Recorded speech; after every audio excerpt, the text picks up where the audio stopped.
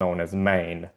My favorite AI tool probably would still be ChatGPT. I've tried a lot of different general tools, a lot of different specific things, but I keep coming back to ChatGPT. So it's very much a day-to-day usage, and helps me get through a lot of things. Very good. And I'm David Collins. I'm with the Mississippi AI Collaborative, and I want to encourage everyone on the call to, and I've just dropped it in the chat as well, to join us on June 16th and 17th at the Southern Spark Conference. It's our second annual AI conference here in Mississippi. My favorite AI tool right now is Notebook LM from Google. If you've had a chance to check it out, I would highly suggest it.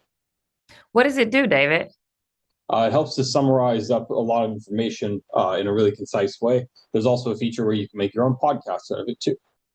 Oh, I bet people love that because everyone has a podcast. Well, very good. Well, let's get into some general questions about AI in particular, and any of you gentlemen can answer these questions, and then we'll focus on the two subjects matters that you all are here to speak about. But when we think about artificial intelligence in the state of Mississippi, how can you define it? Because it's such a broad term, even though, AI, there's so many elements to AI. I feel like for some people's minds is kind of narrowed and it gets overlooked some of the simple ways that AI is affecting our lives. So if you had to define artificial intelligence in a way that makes it relevant to people, what would you say is your definition of artificial intelligence? I can start. So I really tell people that the simple definition is it's a machine that can make decisions like humans. So when we think of it as a smart tool, it can learn from data, help us work faster, solve problems, and really just make life easier.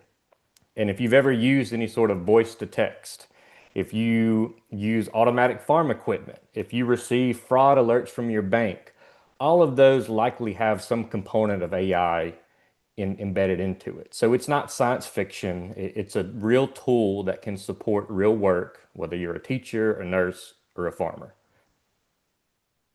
That's very good. That's a very good one. What about you, David?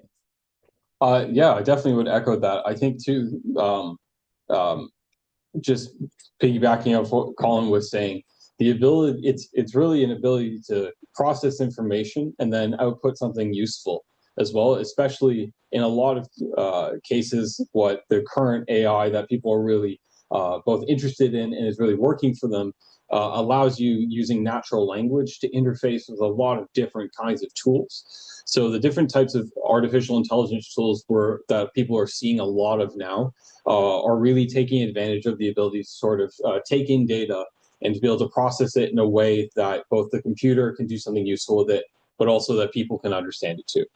Oh, that's very good.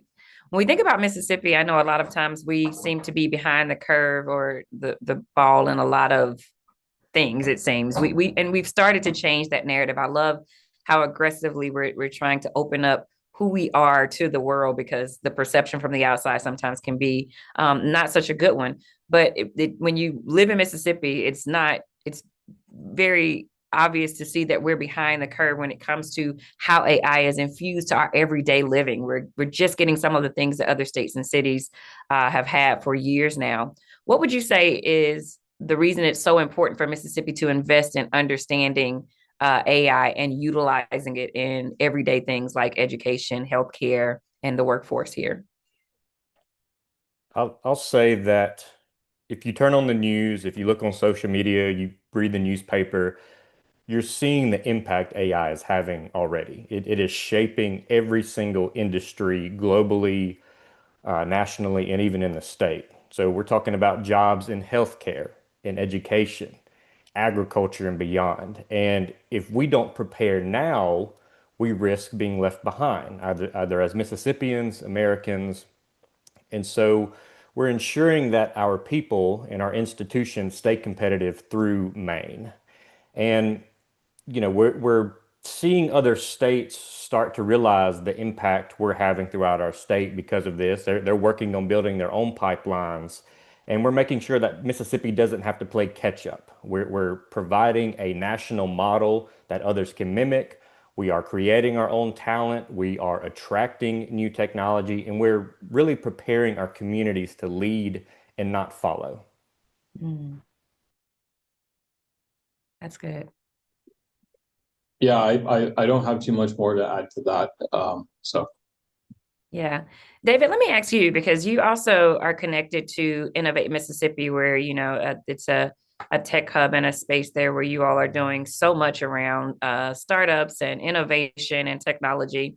What would you say from your position of seeing people who might be intimidated? Because sometimes I'll mention Innovate Mississippi, and you all have been around for so long, and people are unaware of the presence here because of just their disconnect from, they'll hear tech and then kind of dismiss it probably. I would imagine that it's not that they've never heard of Innovate Mississippi. It's just when they hear it, it doesn't resonate with them to think to remember it and retain it. But when you think about the imitation that most people, they're intimidated by this idea of AI. What would you say to people who feel intimidated about moving into that space? yeah, that's a great question. And I think too that um, some of the exercises that both Maine and the Mississippi Artificial Intelligence Collaborative, which is hosting the Southern Spark Conference, what we're kind of advocating for is the ability for people to get out there and use as well explainable, straightforward AI tools. What you'll probably find this called a lot of times is no code, but what we're really trying to do is make sure that you can have, type in a sentence, get a website, type in a sentence, get a CRM. And so the sorts of like the sorts of machinery and AI stuff that's behind it is very, very complex. And that's just a lot of the sorts of stuff that we need the really bright people that Colin is mentioning and need to be educated as well. And then sort of from a downstream level too, folks that are using the technologies that are being developed with AI in mind. We're really trying to focus on making sure that people feel empowered when they're using it, so that they have really useful uses for it. So it's not, just another bot that's hallucinating in your house. But again, something that's, again, more practical to try to enable entrepreneurship and for people to become founders in their own right as well. So that's kind of how we're approaching and complementing a bit of what Colin is mentioning. Oh, that's good.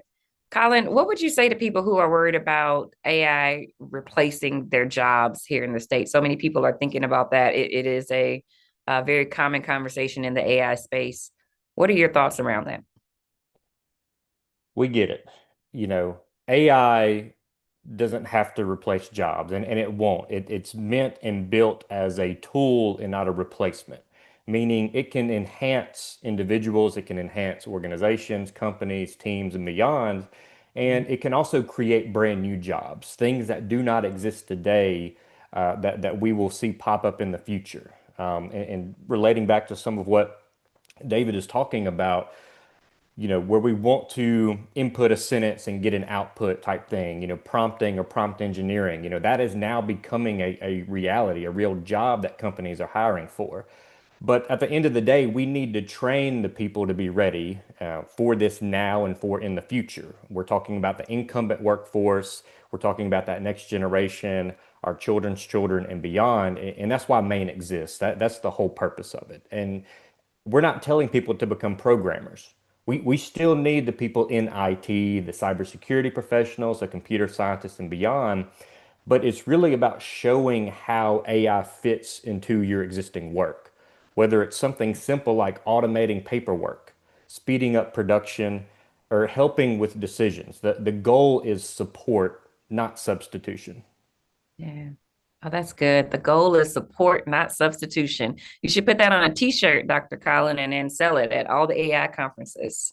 The goal is support, not substitution. That's a very great line and something to hold on to and retain when we're thinking about the fear that people will generate around it replacing who they are and what they do. I want to encourage everyone we have quite a few participants that are here in the Zoom. If you do have a question, please feel free to drop your question in the chat. I'll be able to see it. And so I'll ask those questions as we move along and roll through this. So if you have any questions that arise, please drop them in the chat box here. Dr. Collins, let's talk about Maine since I have you, your attention right now. Let's talk about the Mississippi Artificial Intelligence Network. What inspired its creation and what core challenges is it looking to resolve? So this really came about a couple of years ago because we realized everybody had the same questions, the same concerns, and the same drive to address what AI is doing and foreseeing that as much as we could at the time where we are today. Um, for people that don't know, AI is nothing new.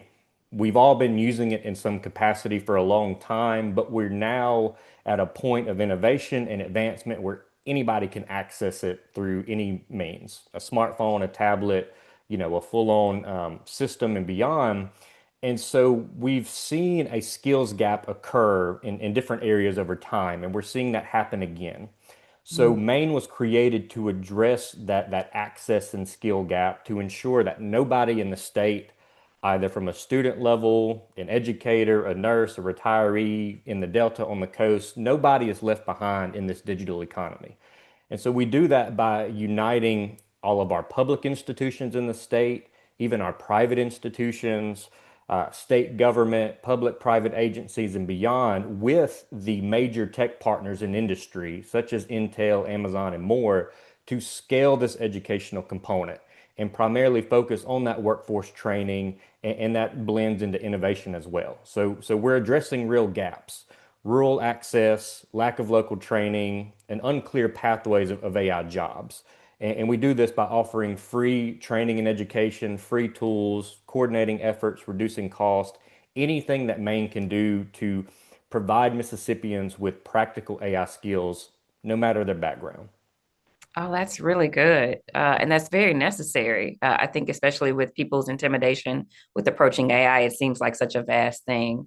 What would you say is when you think about the leading charge in AI, what does it look like in when you're helping people to get jobs in the future? Like, how would people, like, if someone said, "Hey, that sounds great," how do we engage with that and become and be a part of that? So I will say all of the information is accessible on our website, which is mainms.org, mainms.org, and I can throw that in the chat as well. And I've already kind of touched on it a little bit, but we do this by providing free and even self-paced AI courses through Canvas, which is our learning management system used throughout the state in all institutions. And it covers things from different capacities. Hey, I know nothing about AI. Well, guess what? We have an intro to AI course. Mm. Hey, maybe I know a little bit about AI, but I don't understand this new wave, this generative AI or Gen AI. Well, there's a course for that. Or maybe I'm a cybersecurity professional, or I work in manufacturing, or I work in agriculture. What if I want to find something specific to my role? Well, we offer that to you. And for the component of preparing for future jobs, we want to provide people with certificates and credentials, credits that are industry recognized that people can utilize for their professional development talents going forward. And so we're targeting all of these industries that are vital to Mississippi. Again, I mentioned healthcare, manufacturing, logistics, and all of the programs, the offerings we have to date and what we're preparing going forward through the rest of this year and beyond is to equip people with the job ready skills, whether they're entering the workforce, reskilling or mid career, or even leading a team that needs to understand emerging technologies such as AI. Maine is providing that again, all for free for anybody. That's amazing. So someone has a question from the audience that actually pretty much aligns with what you're saying, and I would love your thoughts on this. It says, do you think that the reliance with AI tools can be detriment to being a master of your craft? So you think it could be a detriment to being a master of your craft out using AI tools? I once heard a lady one time, I was suggesting that people use AI to make a video. There was a nonprofit space and they were going to make a video about to protect the identity of their kids. And I said, well, you should use AI tool to make it and use animation. And then she responded by saying, but still write. And so, and I was like, well, no one's saying don't write. So what are your thoughts about that? It's it's a valid concern. It's a fair concern, and I think it comes down to the ethical and responsible usage of how you're integrating or employing AI. If you're just using it to write everything, do everything, then, you can do a disservice to yourself, your work, your role, your organization. But I think if you come into the mindset of, hey, I'm not just throwing AI at the wall and seeing what sticks, but I'm taking my problems and applying it to AI and see what it can benefit, then I don't think it can be detrimental to what you're doing. But of course, it goes back into the conversation of over reliance on technology in general. What Mhm. happens when you don't have that internet connection? What happens when you lose access to this tool and that? So I think it needs to be a good blend of, owning your craft, again, mastering your craft, as was mentioned in the comments, being an expert in your subject area, but seeing how tools such as AI and beyond benefit that. Yeah, that's great. So no organization or any movement can be done in isolation. So when we think about the partnerships that you all are using to push this ahead to grow the tech industry in Mississippi, can you talk about some of the partnerships that Maine is having to bring this vision to reality? Yes, so it blends all sectors, all markets, all levels. I mentioned the initial cohort was based around public institutions Mhm. of higher education. And the reason being because our community colleges and our universities touch on all of those sectors. You graduate the individuals who go out and take the jobs, they become the leaders in their own right. They interact with local communities as well as K-12. They have the local and external industry partnerships. And so we need to have something, homegrown. We need to have the communication statewide in that perspective, but we also need to blend into the outside world, which is why we partner with tech companies like Amazon, AWS, Intel, NVIDIA, OpenAI, many more to bring that expertise into the state. And we're working on building these AI pathways that serve real employers. They spark entrepreneurship, as David mentioned earlier, and we grow that homegrown talent. We want to see the people who are in the state stay in the state, and we want to show the outside world we're ready. Come and bring your companies, your economic development to the state because we have a workforce that is capable and willing to learn. And each partner brings a different strength.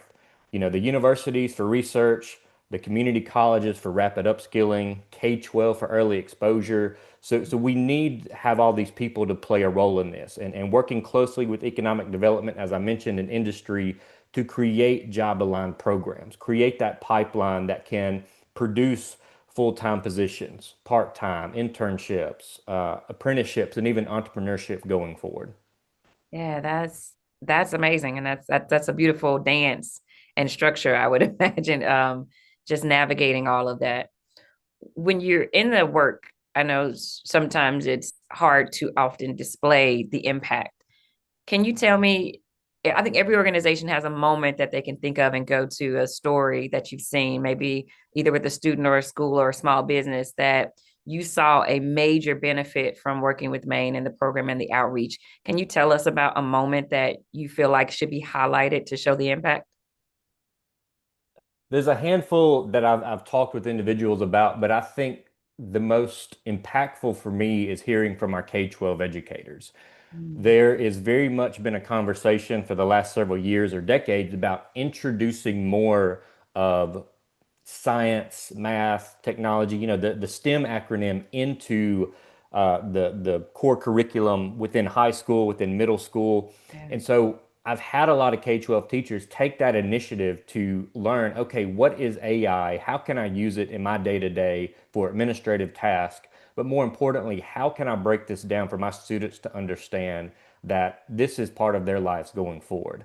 And so we've been able to see the impact of integrating that, whether it's a chat bot that students can interact with and sort of play around with in the classroom setting, or whether it's the professional development of teachers and providing them with incentives, with credits for them taking the time to learn this. And we've accomplished that in impacting almost 3,000 K-12 teachers around the state by providing them with those credits recognized by the Mississippi Department of Education.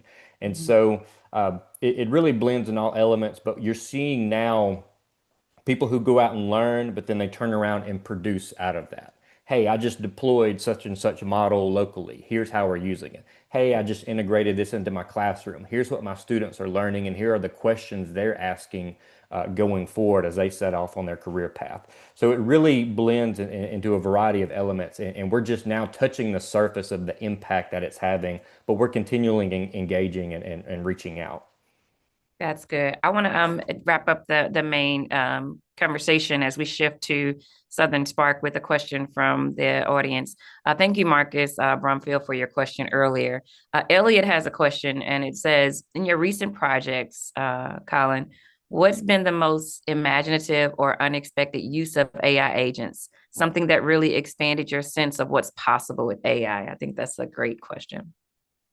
I've seen, so of course in the K-12, as I mentioned, but even in small to medium businesses, understanding that an AI agent could be deployed, either something locally or something through a third party like Amazon, for example, but using it for like simple administrative things, inventory reminders. Hey, we're running low on this stock, or hey, we're selling more of this, we need to purchase more of this. And even through customer service, there are a lot of times that small or medium businesses don't have the resources or the personnel to address the needs of their competitors can do, or address the needs of their customers. So things that used to take a lot of time and a lot of money that they didn't have, it's now shifting this mindset from this sci-fi persona of AI and seeing the real world impact it can have on them and their business going forward. And again, as I mentioned earlier, we're just scratching the surface with all of this. And the more that we empower people to understand what AI is and how it can benefit them, then the better off we will be as a state. Absolutely. AI is undoubtedly my creative business partner. No doubt about it. Thank you, Colin. That's amazing. Please hang tight. Of course, I'll have some questions to loop back to you as well. As we shift a little bit to the Southern Spark Conference that is happening right here in the state, I want to turn this conversation over to David. David, can you tell us a little bit about the organization that is bringing the Southern Spark Conference here? And then also tell us what's unique about this conference in Mississippi at large. Yeah, thanks, Miranda. For folks that are just jumping into the chat as well, so the organization that is hosting this conference is called the Mississippi AI Collaborative. We're at mississippiai.org. So back in, I think it was November 23, we were very graciously awarded a $250,000 grant to help us uncover a little bit more of how we can bring artificial intelligence and specifically generative AI education to Mississippi. And our philosophy was fairly straightforward. It was, if we can teach teachers how to teach other teachers about generative AI, we stand a much better chance of disseminating truthful information about responsible AI practices. And so we ran quite a bit of programming, and we've had just over 5,000 Mississippians receive a certificate. We've engaged just over 10,000 actually Mississippians overall, and about 1,000 educators as well across the state. And what we're really trying to do is come in with humility and curiosity and ask of everyone, really, what are you noticing in this time? We're really in an unprecedented moment. And although there's a lot of sort of really technical knowledge that's really great to know, at the end of the day, it's really what users are experiencing and what citizens are using it for that I think is quite important. So the way that we're approaching it, again, is teaching the teacher. And so that there has inspired a lot of different things. One of the more obvious manifestations is this conference, the Southern Spark Conference. Last year, we had about 250 educators and AI enthusiasts, let's call it, from across Mississippi together at the Mississippi Museum of Art. And this year we're at the E-Center for JSU's E-Center, pardon me, over on Raymond here in Jackson. But what really, and I think what your question is then getting into as well about Southern Spark. Southern Spark is meant to be sort of the capstone of how exciting our year has been, especially for educators.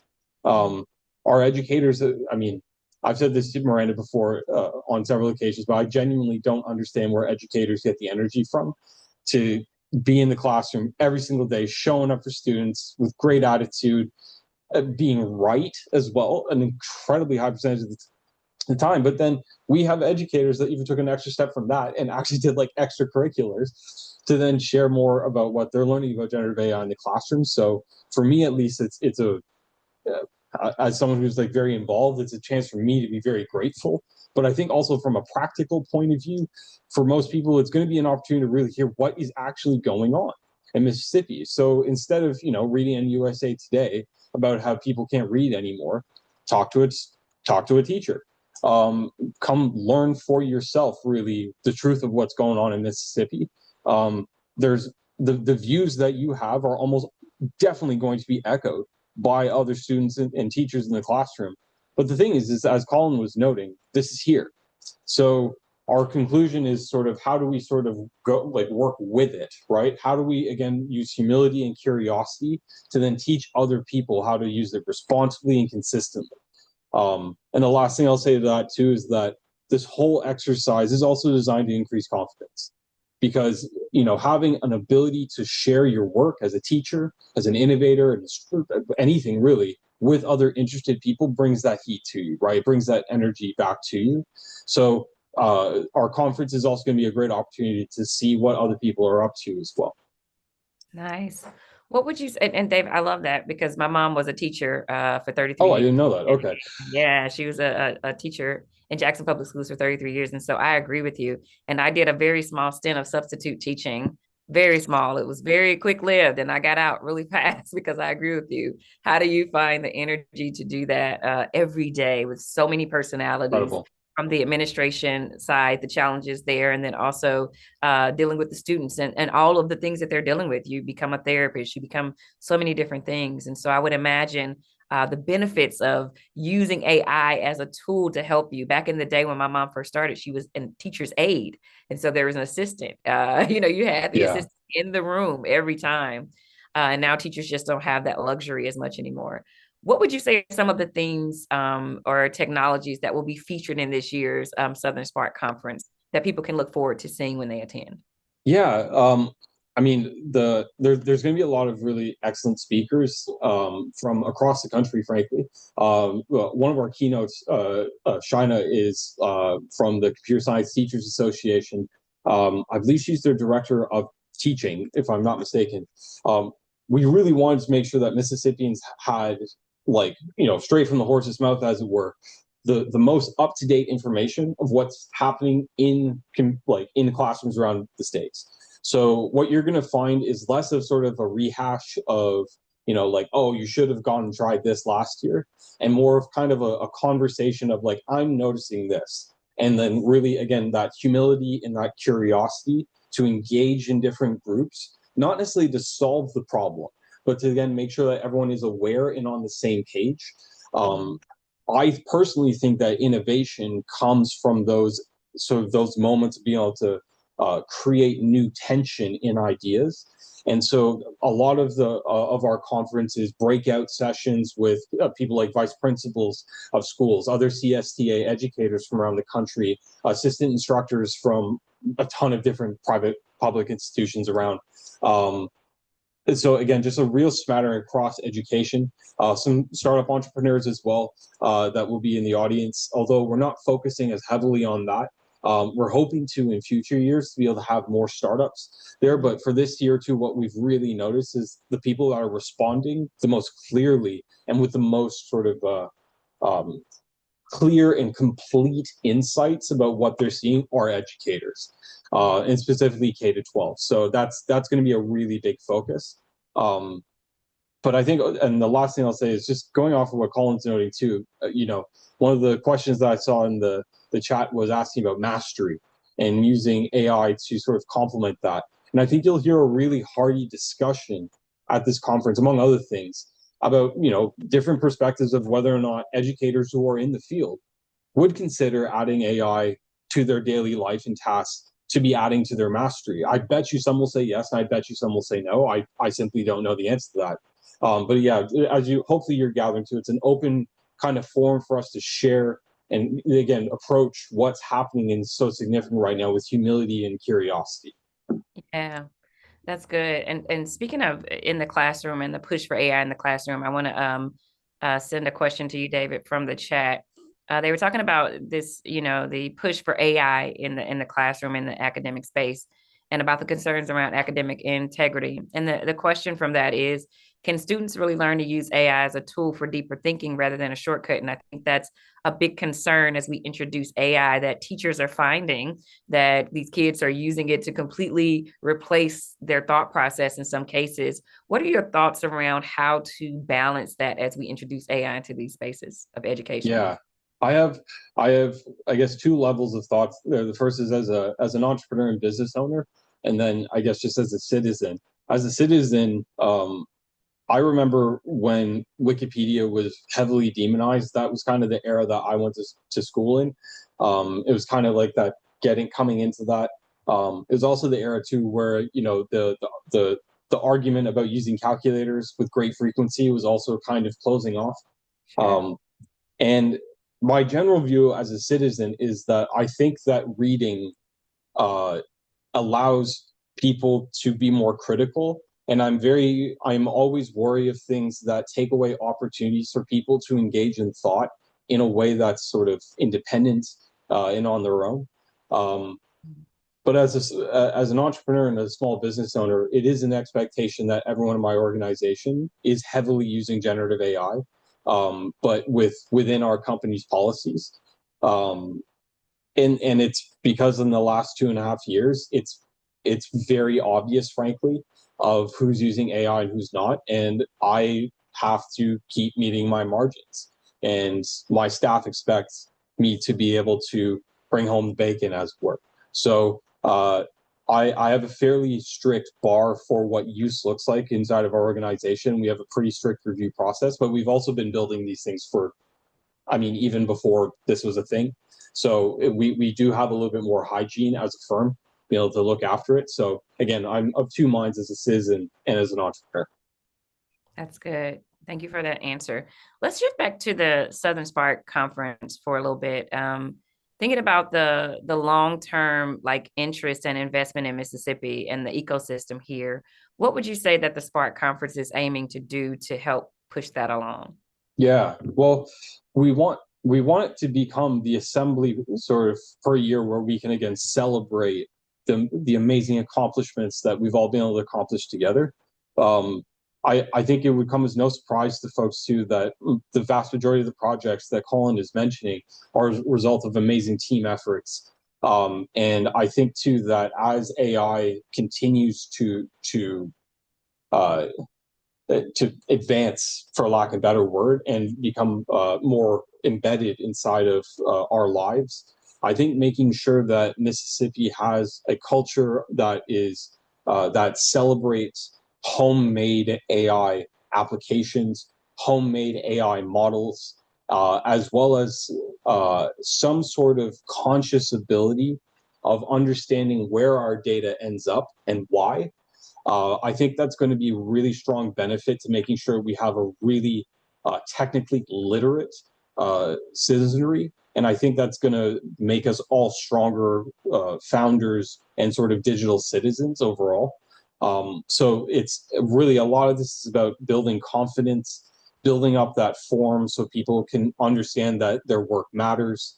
And finally, as well, to really building in that idea that we do celebrate making, not just using. So I think that's a big part too of what we're aiming for. Yeah, Yeah, David, that's another t-shirt. We celebrate making, not just using. yeah, These I'm taking great that one right. directly from like somewhere, some weird way that Tamika said that maybe a year ago. So that's a Tamika one right there. So. Yeah, I think you all should write these down now. I'm giving you guys the tools to get becoming a millionaire. Everybody wants to do t-shirts and it's the path to millionaire. So question here. Speaking of the pathway and helping people to build the confidence around those things, I think I love that you said that. I want to combine a question I have with a question from the audience, which to me it feels like it's aligned. But think about this conference in supporting networking, mentorship, and partnerships, especially for people who are early career professionals or local business owners. Someone is asking the question, What is a common pathway for someone who wants to get employed in this industry or connect to this industry? What does that look like practically? Like if you were mentoring someone and you told them this is what you need to do, what would you say to them? Yeah. So I guess to answer the original question first, um, I think that I think that overall, with we're trying to encourage confidence, entrepreneurship, things like that. Um, the the way I try to encourage people to think about it is that um, first and foremost, what you have to say and what you do matters. And a lot of people don't really have a conception of the fact that a lot of their lives and what they do is process driven. And so if you are able to take a process and write it down, that there helps you to sort of explain to other folks how do you scale your idea or what you do. But then if we introduce to that, if this, then it does this, then it does this, that's called systems thinking. One system then connects to another system. And so we try to then, one of the ways that I try to encourage entrepreneurs is to think, okay, now that my idea exists, I know that I have a process that matters. I've written it down. Then we look at automation. And so automation comes from tools like Zapier, but basically instead of you having to go behind the scenes and make it happen, like these tools will allow you to do that. And once you get to that mindset, artificial intelligence in its current form feels a lot easier to understand, because what it really is systems calling other systems for information and then receiving them back. It becomes a lot more complicated when you're like building things from scratch, but in essence, to get involved, I think first having the self-confidence to know, again, you matter, you have processes that matter, write them down and find a way to automate them. And then the familiarity with what should become artificial intelligence, or like what you want as a natural language response or an image generated or a graph or a chart. That's the sort of stuff then that what Colin was mentioning, generative AI would be really handy in doing and helping you do the work, as it were. So that's how I would get involved, is that 5-step process. That's really good, David. And I think really addressing the root cause of why people don't either jump into the field or keep it going once they get in it. They get so overwhelmed and they lack the confidence. But the idea is just to keep going and keep pushing and figuring it out. So I love that you got to the root of the problem instead of just dropping links and saying, hey, apply for this application. Because once they get in there, they don't stick with it. I love that. Thank you for that, David. Colin, I'm going to come back to you as I think about weaving some of these questions in the group in our closing questions here as we're getting close to the top of the hour. If you had to think about and make a bold prediction for where you see Mississippi in the AI tech landscape in the next 5 to 10 years, what would be your thoughts about what that looks like? Hit me with the hard question. Is it hard? Well, and I say hard because look back 5 or 10 years ago. Yeah. Are we where we thought we would be now? And so it's exciting, but it's also just a lot of curiosity. But if I had to make a bold prediction, I would say that Mississippi continues to be known nationally as a model, especially for rural innovation. Mhm. So showing how AI can grow industries, upskill communities, and drive equity from the ground up. And we're already laying that foundation because of Maine. And so I guess we would see in 5 to 10 years AI powered classrooms, Mm. smarter factories, and more importantly, that homegrown technology talent that is staying here in the state and leading here. Mhm. That's good. Question for you. Someone is kind of looping back to Colin, something you mentioned earlier, and then I want to ask David that same question about the landscape. But I do want to throw this question in between that. You addressed earlier the fear around being replaced by AI, and I think it's coming up again in the question in the questions down at the bottom. So I can imagine that this is an overwhelming issue for people or concern. But what guidance are you giving to people to reinvent themselves and turn technology shifts into an advance when they get faced with those things? Like maybe there is, AI is coming in to take their administrative jobs. What would you recommend to somebody who might actually be having their job threatened by AI? I tell them don't compete with AI, learn to work with it. And the best way to stay relevant and to upskill and focus on AI tasks, focus on things that AI can't do, like judgment, relationship building, and strategy. And because of Maine, we're able to offer, free training and education that fits a lot of those pockets and can shift from an administrative staff to a role like an AI coordinator, data quality oversight, tech assisted project manager, roles that are continuing to grow now in this economy and not shrink. So take advantage of what's in front of you, what's free, and again, learn to work with it. Don't dismiss it, don't ban it. Keep your eyes open and see what's happening in the real world and how you can be a part of it and dive in through Maine. Yeah, that's good advice. David, what about you when you think about the landscape in Mississippi? What are your bold predictions about where we're going with AI in the next 5 to 10 years? I guess I have hopes more than bold predictions, but my hope is that um, I would like Mississippi to be able to be the place in America where you go to New York for your finance, you go to California and Texas for your startups, and you come to Mississippi for your data. And I don't think that's an impossible vision to achieve um, from of like a physical point of view. I don't think a lot of people are aware that Mississippi is like physically the center of several very key data transmission nodes across America. We also have and are blessed with an absolute crazy abundance of like basically just infrastructure, for a lack of a better word.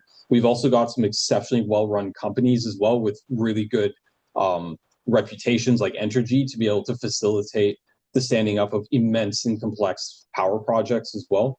Mm. But that's what my hope would be, is that we coalesce around a vision to start kicking everybody else's butts at AI, but also that when you're walking down Capitol Street in Jackson, that you're seeing young, excited people who are innovating for Mississippians and are looking to keep stuff and themselves here.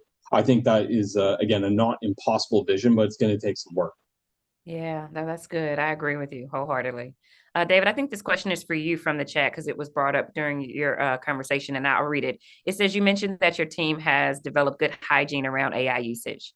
Can you elaborate on what that looks like in practice, and then what habits or guardrails have made the biggest difference in this hygiene? Yeah. So the first thing that we do is right now we use a Chat GPT for Teams account. I'm comfortable with the way that they handle our data. That was not the case even about 8 months ago. We had a different setup. We have a training program that's included inside of onboarding, so that there is a set of sort of like just general cyber hygiene, looking for phishing and all that stuff that you get trained on. And then after as well, I have a set of examples of what I find acceptable and not acceptable to be putting into the machine. I then also very strictly go over and have a content review policy in my organization, just because I do hope and expect people to use AI for writing, but I don't want it to sound like that. And there's a lot of inaccuracies and other things that pop up. So my staff is generally aware that like I only really will get ticked off if it looks like AI did something inside of a completed assignment. Like there's drafts and all these other stuff. I don't really care. But like when we're ideating and all that, we try to use it as a co-pilot. But again, all of it's inside of onboarding, and then we have reminder sessions every quarter. But we have a monthly meeting every month, and then so one every 3 months it has an extra 15 minutes dedicated to cyber hygiene. So that's how we do it at Red Beans. But I know other organizations have different practices. Yeah, no, that's good. That's good. Colin, I want to shift and ask you about myths. Speaking of thinking about hygiene and how we handle AI, there's been a lot of talk about Mississippi and the South. And again, just going back into how the world views the South, we can't escape it. When you travel, you tell someone you're from Mississippi, then everything shifts, or the energy changes, or they look at you away, or they have weird questions, right? What would you say are the biggest myths about AI in that space when you're in spaces about AI in the South that we need to debunk? That we're behind or that we're uninterested.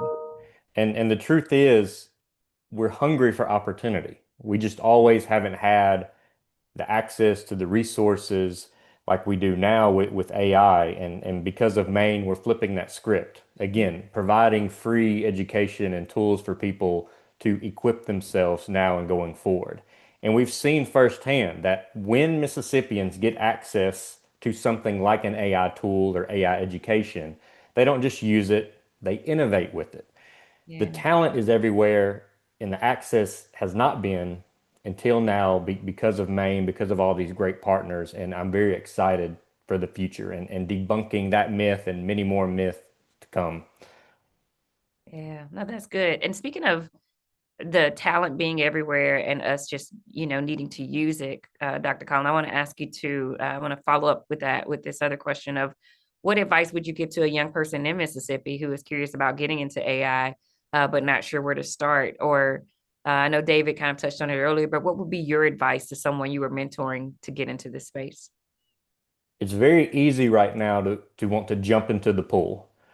And I tell people, either old or young in this instance, start small, stay curious, use what's out there, what's free. Again, whether it's something provided by Maine, whether it's logging into ChatGPT with a free account or Gemini or whatever tool, and use that as your baby steps.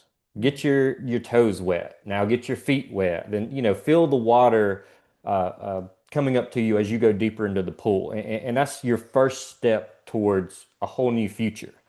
You don't need to move away from Mississippi. You don't necessarily need to always get a 4-year degree. Whether it's prompt designing or engineering, whether it's data posture, data labeling, project support for AI, there's a endless opportunity of jobs of potential in this space. And I just encourage people, if you haven't had the conversations or started yet, do that today. Start experimenting today and see the possibilities in front of you. Very good. I agree. I think that's great advice. I want to, either one of you gentlemen can answer this question from the chat, and I just want to give a big shout out to Elliot in the chat, who has been asking some really good questions. So thank you for your participation, Elliot. This one says, with companies both mandating AI use and fearing data leakage, how do you balance innovation with security? What's the pathway forward using AI responsibly without putting proprietary data at risk? Yeah, I think a lot of companies are just unaware that they have data a lot of the time. Um, and I think that as well, like having an understanding as an organization, first and foremost, like what you have is going to be a lot easier to then understand what you want to protect. Um, I I was thinking about this past weekend just in a client project that I'm trying to figure out a problem for, and this phrase kind of crept in my mind of like the golden rule of data. I was sort of like I hope your company does not do unto my data what you would not want done unto your data as a company. And so I kind of generally have that rule though of like my with client data that, and I treat it kind of like Fort Knox, like every reasonable like barrier I can put up, I do. And it really comes back down to again the onboarding that I do is like very very intensive for that. Um, and I also on a quarterly basis like remind people, have a little like session discussion or whatever. And I want people to be frankly a little bit pissed off at me for bringing it up so much because I want them to be aware of just how because delicate so many of these different um, uh, and very sophisticated scams and sort of mistruths and misinformation happen. So yeah, that's how we deal with it. I'm curious if Colin has a different answer. Yeah, so the thing I still emphasize in general is cybersecurity. Cyber is still a top priority across the board. And you can argue as well, even data management, that plays a role in that. So when I talk to individuals or companies, I tell them that the innovation that we're seeing, whether that's AI or something else, that innovation in cyber go hand in hand. Use secure tools, manage your data wisely, and of course, as David mentioned, train your teams on what to do, what not to input, how to foresee phishing, how to foresee data leakage, all of these things. It helps with keeping yourself up to date, but your team's up to date as well, and even setting clear policies and strong governance in this setting. Very good. We have one last question as we're coming up to wrapping up here. I have two more closing questions after this, which are very brief. But the final question from the audience as we're closing out this very, very rich conversation. This has been a great conversation, by the way. You gentlemen you all should go on tour or something, maybe, and talk about AI together. You all pair very well in this space. But Elliot is currently pursuing a master's in computer science. My son is majoring in computer science, by the way. So shout out to my kid. I'm very excited. I hope he sticks with it. And he said he's computer science and data science while working full time as a software engineer. What would you encourage someone like Elliot to focus on or pursue during the degree to make the most of this opportunity, leveraging their Mississippi State journalism degree, Hail State? I would mention, focus on mastering applied AI. If when you talk about AI, it's very much a buzzword. It very much is a broad definition. But when you dig deeper into some things like David even mentioned earlier, natural language processing or NLP for short, and lean that into your journalism background to specialize in the areas where there's a lot of need right now. Explainable AI, for example, transparency, AI ethics, even technical writing, technical communication. How do you take something that's super technical and communicate it effectively to an audience of non-technical people? There's a wide variety of things you could do with that. Yeah, that's good. David, do you have some insight? I think a lot of it too is just a lot of current AI is just not very good, and there's a lot of reasons for that. So I try to encourage a lot of people, like, if you don't like a tool, or if you find it confusing, or if you aren't understanding something, there's like a 99% chance it's not you, it's how it's being explained. So if at any point, from a journalist perspective, like my old man was a journalist, so like I know the tendency is drill, drill, drill, drill, drill down. AI does not work like that. There's just crappy AI. So like if it's not worked for you, stop, go pick something else. But yeah, just don't be afraid to pivot. That's very good advice. Thank you, gentlemen, for that great advice. I want to end with this very simple question, and I think this is probably the most important question during this entire hour. And my question would be: is it data or data? Which one are you supposed to say? Data or data? Gala? It depends on what side of the bed you wake up on in the morning. I've heard both in at least 10 countries around the world. So it's I think it's one of those things where it's just whatever sounds best in a sentence. So there's no right answer. Is that what I'm hearing here, gentlemen? Can we settle this here? Yeah. Okay. All It's right. like asking We'll table it. if broth is a tea, like that. I have no idea. So We should ask AI. Maybe AI can help us out with this. Very good. Two things I want to end this call with. Thank you all for joining us. Yes, this is a recording. This is recorded. You can catch it again on Bean Path's their YouTube channel, as well as I believe their website. You'll be able to see this in replay. So this is a recorded session and panel, and you will be able to watch the playback. Just give them a few days to either upload to YouTube or their website, which is thebeanpath.org. Gentlemen, thank you for this amazing conversation and spending your lunch hour with me on this Tuesday during this great tech time that we're having here. And I want you to leave them with ways that they can stay connected. So I want to first start with you, Dr. Colin, and talking about how they can stay connected to Maine. And then David, I would like you to close us out with talking about how they can connect to the Southern Spark Conference, how they can get tickets and participate in that, and when, again, reminding them when this conference is taking place and where. Yeah, I just put it in the chat, the website, our social media links, but I'll just iterate again. It's mainms.org, mainms.org. Free courses, free resources for anybody. Follow us on social media for news, events, locally in the state, globally and beyond. Whether you're a teacher, student, employer, there's a role for you. Sign up for newsletters, come to our quarterly meetings, so much is happening right now in the state and nationally, globally, and now's the time to be involved. So we welcome you. And yeah, closing it off as well. So I dropped it in the chat as well. So it's MississippiAI.org. That's the Mississippi Artificial Intelligence Collaborative.